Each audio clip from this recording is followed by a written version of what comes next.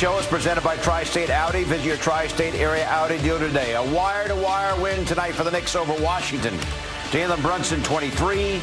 Another big game from Karl-Anthony Towns, 26-16.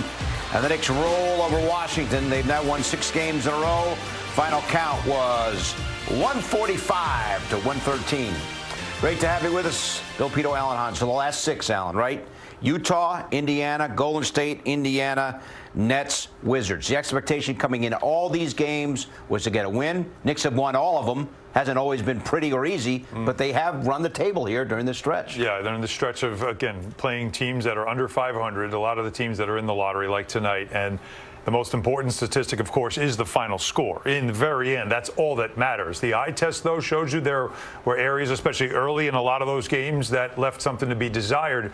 But in the end, the Knicks always did find a way, using their talent and doing whatever it took to get the win at the end. This was one of those games that it felt like the beginning was the right message, was the right response at the very beginning. Give credit to an undermanned Wizards team. They shot the 3 well. They competed hard. But the Knicks had way more talent in the second half. They showed that by dominating in the paint. 64 points in the paint. Double-doubles by both of their centers. This is what you do when you play a stretch of games like this. You keep stacking wins, and you keep making sure that whatever it is that you need to work on, you keep working on. Because as we know, the schedule is going to get tougher. And then the next couple of weeks, especially when you get to April, it's going to get really tough. And that's when it's go time. All right, so the Knicks, the first quarter has been up and down here late, but tonight they won the first quarter 32-27, and that's what helped them get to the win. Look at them shoot 59% from the floor. They took 32 threes, made 17, so they were on fire tonight. Alan, you mentioned points in the paint, 64-38. That's an insane number. And the rest of the numbers as the Knicks dominate the Wizards tonight. Here now with Josh Hart. Josh, thank you for stopping by. So recently, some struggles at times against teams like this. Not tonight. What was the difference? I think we just continue to play our style. We had some lapses defensively, but for the most part, we were able to get stops and kind of just play our game. 16 points for you. You've missed 3 of the last 5 games with a sore knee. How did you feel, and was there any challenge for you to get acclimated after missing some of the recent games? I feel good. No challenge. I just turned 31, so I got a little old age. That's all. So feel good. Ready for Tuesday. 10 games left. Season, hard to believe, but true. What's your focus, and what's the team's focus down the stretch?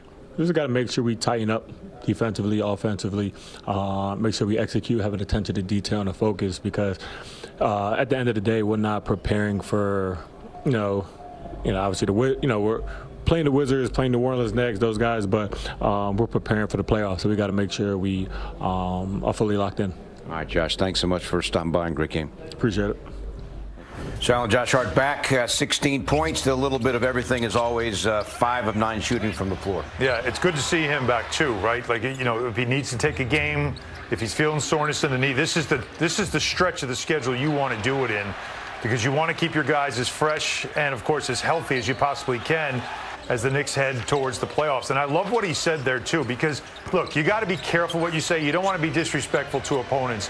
But reality is, of course, that they aren't preparing to play against teams like this. What they're trying to do is get their game to the level to when they take on teams in the playoffs, they're ready for it. We're going to see that coming up. Like, once this stretch is over, you're going to see some Oklahoma City Thunder. You're going to see some better teams that you now have to measure up to, and they want to get their standard to the highest point possible for when the first round does come.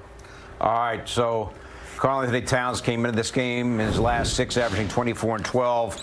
And tonight, Alan, he went for 26 and 16. He was fantastic. He's playing great basketball. Breathe like a winner, presented by Blue Air. And Cat is getting it done for sure. There's no question. Again, as I said at halftime, we are seeing games after the All-Star break when he's playing at the level that he plays with physicality, that you say these teams don't have anybody that can guard him. That's why I found it interesting that Josh McNutt said what he said after the Brooklyn game about how we know he doesn't like physicality, and they thought they did a good job against him when all he did was go for a 20-point double-double. Like, what did you do? You didn't slow him down. Teams are trying to play him physical. What I love is that he's also responding with physicality. He's more involved, it seems, since the All-Star break, and his numbers across the line, 50, 40, 80. His shooting is back, and I think that's a huge part of it. He's been a different player since the All-Star break. Got all his points tonight, only took 13 shots. 9 of 13. His 16 points in the paint, got to the free throw line. This has been kind of the formula for him. But, you heard Mike Breen say this a couple of times in the broadcast, and it's true. He has been a monster on the boards. Like, we talk a lot about Mitchell Robinson's impact as a rebounder, especially as an offensive rebounder. I don't think we realize what Karl-Anthony Towns is doing rebounding-wise this season. Second in the league in rebounding. His offensive rebounding has really taken an uptick. But he's a guy that they throw 2 or 3 bodies at. Teams think they can play him physical and he'll shy away. He doesn't. He's still getting 12 rebounds a game. So, again, I need to see where teams think that they're taking him out of the game of physicality, because I haven't seen it since we've come back from the All-Star break. Talked all about the need for the Knicks to get off to a good start. Jalen Brunson's almost like he said, I got you. 12 points. 12 was 23 in the first quarter, and the Knicks led it by 5. 32 first-quarter points. A lot better than the season-low 14 first-quarter points they scored Friday night at Brooklyn. Yeah, he did struggle a bit with his shooting in that game as well. And I thought for Brunson, which is very typical of him, first of all, one of the top first-quarter scorers in the NBA. We know that. But also a guy that just understands setting a tone. And they weren't happy with their start, especially shooting in Brooklyn. They haven't been happy with their starts over this stretch. We've talked ad nauseum about it. 7 of the previous 9 first quarters, they were outscored. So what do you think the captain's going to do? He's going to take it in his own hands to say, I'm going to get us going. And he got into a good rhythm early with his shooting, which was important because his shooting's been a little on and off. I was concerned when he had the ankle thing, when he started to limp a little bit in the second half because a player landed on his ankle, and you worried right there. But then he did a Euro step from one foot to the other, and a beautiful finish on a Euro step, had the crowd oohing and eyeing, and you thought, okay, the ankle's okay. When he can do something like that, then you can exhale and figure, okay, he's all right. He was able to recover. But he's also another guy that conditioning himself to be ready for the big games that are coming in April. So the Knicks had 4 of their 5 starters in double figures. Interestingly enough, OG Anunoby, who's averaging over 21 per game over his last 8, was the one starter not in double figures with 9. Mikal Bridges played a little bit better tonight with 14. That was important to see, too. Really good balance for the Knicks. Very good balance. And then again, it's 57 points off the bench with that fun show at the end from Tyler Kolek. How about Tyler Kolek? Had almost 60 points today between 2 games this afternoon with the G League team, and then coming here to the Garden to play, put on a Knick uniform, and then put on a little show there at the end. So Kolek goes for 42 in the G League. Highlights coming up on the 150 and 11 points in about 2 minutes of garbage time. Amazing day and night for him. Most exciting garbage time we've seen in a long time. Let's bring in Monica McNutt. She helped call the game on the radio on ESPN New York. Monica, no stress tonight, huh? No stress. Smooth, easy like a Sunday evening, if you don't mind me remixing the song. Wait, hon, what's the math? I thought he had 53 points. He had 60? No, 42 and 11. That's okay, yeah, 53. He was looking almost. Kolek, 42 and 11, yeah. Got it.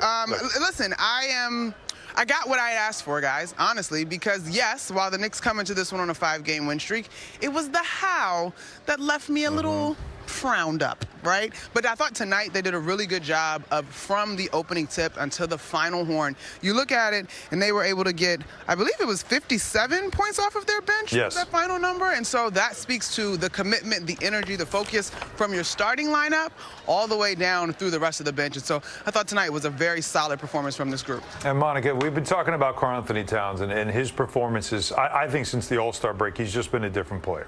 I would agree. His numbers, though, tell you that, right? Like his standard, 50, 40, 80, the fact that the shooting is coming back. But there's something different about him. Now, is it him being a little more assertive, or was it the offense getting him more involved? How about get him into some screens, get him into more action so he's part of the offense, whether he gets a shot on that possession or not? Have you seen that? I have. I think that for me, I think the first domino to fall was his mindset in terms of being more aggressive. And then the second one to me is probably the offense, right? I will be honest, Han, watching this offense, I have not seen anything that stands out in a big way as far as adjustments. But now when we see him coming in from that trail position, he's stepping into that 3-ball with confidence. He's not wasting time when he faces up versus the defenders, going and taking advantage of his big, giant first step when he puts the ball on the ground that gets defenders on that hip right away. He's obviously done a terrific job on the glass and those putbacks and sort of energizing plays. I just think for him, he looks like he's in the best shape that I've seen so far of the season. I think there's a level of focus there, and he is rounding into his best form at the right time. All right, Monica, as always, we appreciate it. Have a great night. We'll talk to you on Tuesday. Thanks, guys.